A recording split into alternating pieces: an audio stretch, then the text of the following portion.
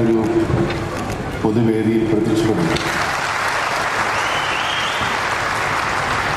ഈ കേരളപ്പിറവി ദിനം തന്നെ ആയതിൽ എനിക്ക് അതിയായ സന്തോഷം. കേരളത്തിനേക്കാൾ ഒരു 15 വയസ്സ് കുറവാണ്. കേരളം എന്നേക്കാൾ ഇളയതാണ്, എന്നേക്കാൾ ചെറുപ്പമാണ്. അപ്പോൾ നിങ്ങൾക്ക് പ്രതീക്ഷിക്കാവുന്നേ ഉള്ളൂ കേരളം എത്രത്തോളം ചെറുപ്പമാണ്. നമ്മുടെ സാമൂഹിക സൂചികകൾ പലപ്പോഴും ലോകത്തെ അമ്പരപ്പിച്ചത്. ലോകത്തിൻ്റെ അതിസമ്പന്ന രാജ്യങ്ങളുടെ 20-ലൊരു ഭാഗം പോലുമില്ലാത്തൊരു കേരളമാണ് ഇത്രയും വലിയ നേട്ടങ്ങൾ കൊയ്യുന്നത്. ഒരുപാട് സാമൂഹിക സേവന രംഗത്ത് നമ്മൾ ഒരുപാട് മുന്നിലാണ്, മറ്റു വളരെയൊക്കെ അപേക്ഷിച്ച് മുന്നിലാണ്. ഈ നേട്ടങ്ങളെല്ലാം നേടിയത് നമ്മുടെ സാമൂഹ്യ ബോധത്തിൻ്റെ, നമ്മുടെ ജനാധിപത്യ ബോധത്തിൻ്റെ ഫലമായിട്ടുണ്ട്. മുഖ്യമന്ത്രിയുടെ അതിദാരിദ്ര്യമുക്ത സംസ്ഥാനമായി കേരളത്തെ പ്രഖ്യാപിക്കുമ്പോൾ അതിനേക്കാൾ വലിയൊരു ഉത്തരവാദിത്തമാണ് അദ്ദേഹം ഏറ്റെടുക്കുന്നതെന്ന് ഞാൻ മനസ്സിലാക്കുന്നു. അതിദാരിദ്ര്യം മാത്രമേ, ദാരിദ്ര്യത്തിൽ നിന്ന് മാത്രമേ നാം മുക്തമായിട്ടുള്ളൂ. ദാരിദ്ര്യം ഇനിയും നമ്മുടെ മുന്നിൽ ബാക്കിയാണ്. ഒരുപാട് പ്രതിസന്ധികൾ കേരള ജനത തോളോട് തോൾ ചേർന്ന് നിന്ന് അതിജീവിച്ചു. നമ്മുടെ സ്വാതന്ത്ര്യം കിട്ടുന്ന കാലത്തേക്കാൾ നമ്മുടെ ദാരിദ്ര്യരേഖ ഒരുപാട് കുറഞ്ഞ് ഈ നിലയിലെത്തിച്ചതും നമ്മുടെ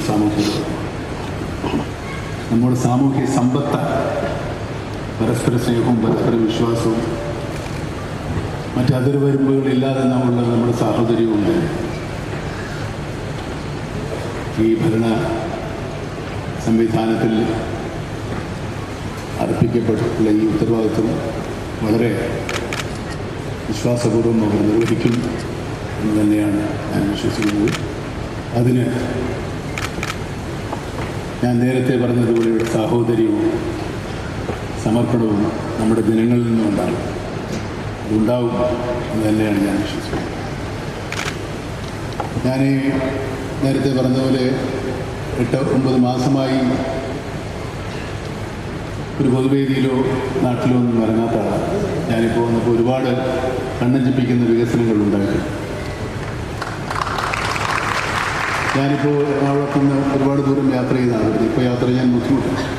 ഒരു 6-7 മാസങ്ങൾക്കകം ആ യാത്ര കൂടുതൽ സുഗമമാകും എന്ന് ഞാൻ വിശ്വസിക്കുന്നു, വിചാരിക്കുന്നു. അത് വികസനം തന്നെയാണ്.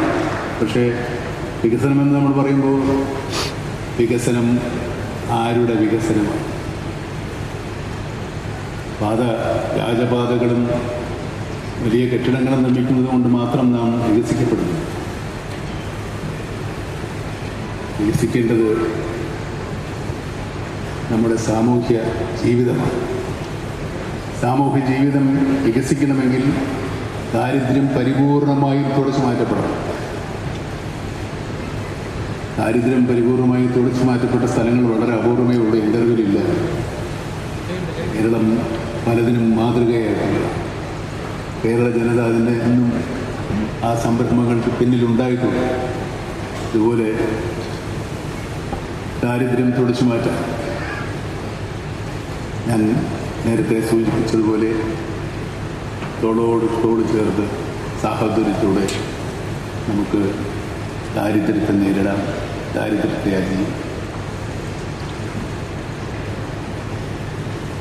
ഏത് കണ്ണഞ്ചിപ്പിക്കുന്ന വികസനങ്ങളുണ്ടെങ്കിലും വിശക്കുന്ന വയറിന് മുമ്പിൽ ഒരു വികസനത്തിനും വരെ ആ